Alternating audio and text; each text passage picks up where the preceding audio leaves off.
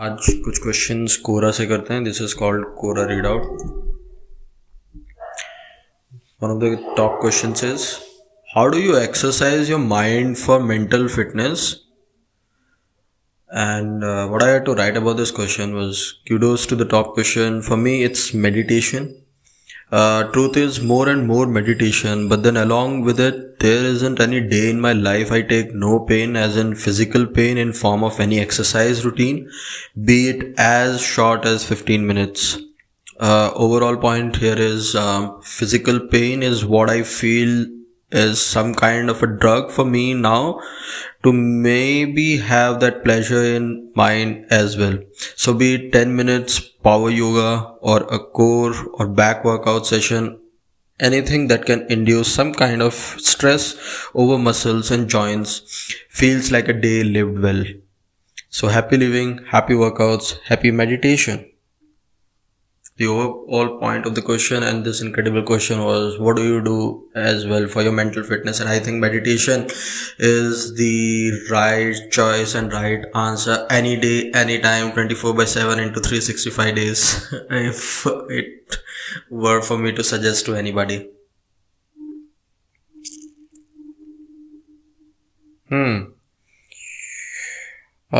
Another question that came my way was, can I walk 6 miles every day or every other day to see better results?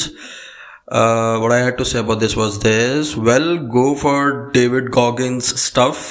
I hope many of you already know David Goggins, who really he is, the exceptional Navy Marine, retired Marine, who has set off many world records, is a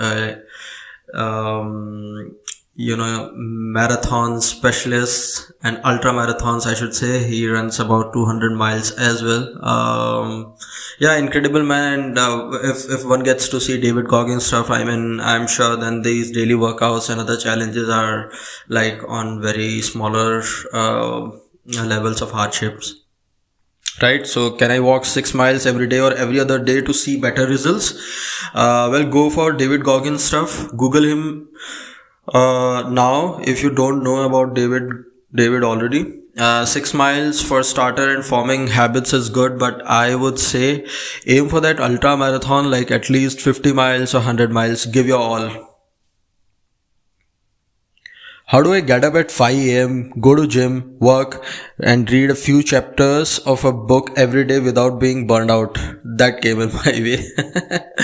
So, well, there is only one answer I could think of writing here, and that is, can I respond by pointing out here that one can never burn up if can get minimum 7 hours of sleep?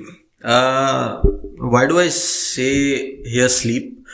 I think the importance of sleep is very underrated in many of our lives. I have lived that life as well for quite some time, where I felt like maybe 5 hours of sleep, 6 hours of sleep, and less than sometimes 5 hours of sleep is also good.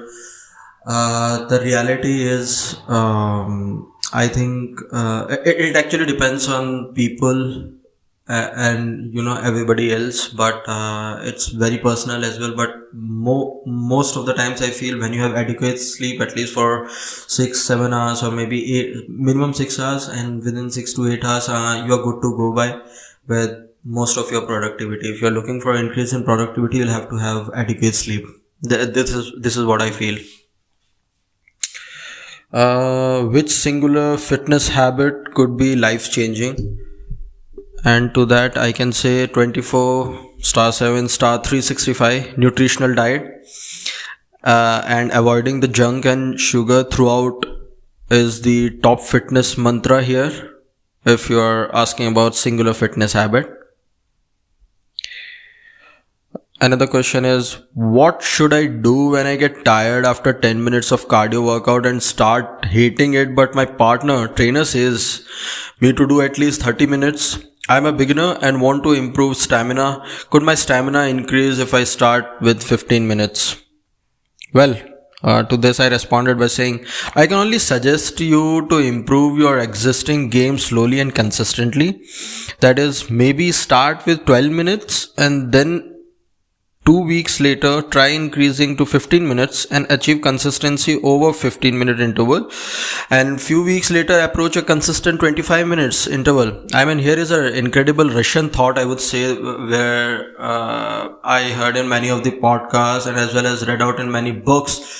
They say like it really doesn't matter if you do a single day workout for 2.5 hours or 3 hours when you feel pumped and are not really motivated to consistently do over a period of time, like at least 6 months, can I say 1.5 years, 3 years, 4 years, 5 years. So many of the incredible Russian athletes, the USSR athletes who made incredible world records during 1950s up until 1970s, before, where they the overall point is, the Russian mindset is, if you want to do and gain something worthwhile, so it is only achievable with consistent efforts, and those efforts will be like, let's say 15 minutes of power yoga, and that is done consistently for over a period of a time for like say 4 months, 8 months, 12 months. They add up basically, and that becomes a compounding result for anyone who is practicing that. But to say that you are doing 2.5 hour workout on Monday and then you skip your workouts and directly go on Friday or Thursday, or let's just say you are working out just 3 times a week for whatever reasons, I think then that may not compound enough to when it comes down to results taking over in 365 days, or let's say in 2 years. So I think the approach here is very sound and very clear, and turtle is winning against rabbit any day. We all know that, right? So another question is, what are the differences between steady state cardio and high intensity interval training? HIIT is being asked here, and all I have to say about that is kudos to you, first of all, for coming up with this question. Significant point of difference between any steady routine versus any high intensity training routine is that when it comes to shocking the body, right? When it comes to shocking the body and breaking that monotony of comfortable workouts, you need some kind of intensity to signal growth to your physique and your body routine, which it is used to that level of comfortness. So basically you have to just shock your body. You have to let your body think like there is some dramatic change in the way we approached the normal workouts usually, and that's where the concept of high intensity interval training comes into picture, where it is all about shocking your body for some minimum amount of time, whatever amount of time possible, and see the results that are coming up. So HIIT often is used and consistently routine by pro athletes who compete and have varying fitness goals, as you cannot do some kind of workouts over the years to achieve any major results. And when stakes are really high, you go with HIIT to bring up the best. The coded version is, if one undergoes HIIT, one has to be extra cautious on nutritious feeding as well. That becomes so much more important than being with any normal routine. I mean, this is a hallmark for any of the fitness advisors that are out there, and none of the fitness advisors are complete without having to say the importance of nutrition. From my personal point of view, over a decade, years of experience in the fitness domain, I could really say that 96% to 97% of it is really your nutrition, what goes inside your body post your workout, before your workout. And since it is a 24/7 process, I think the process says the highest quality of meal that is going inside your body is the overall difference it is making on the results, be it strength training, be it physical posture training, be it bodybuilding show off competition, be it any other athletic program you are competing for, you are training for. So your training is basically the results of whatever the meals you are consuming, how proper your sleep was, is your water intake really adequate, and overall overall thing is how are your stress levels, so all of these factors make a lot of difference in the overall results.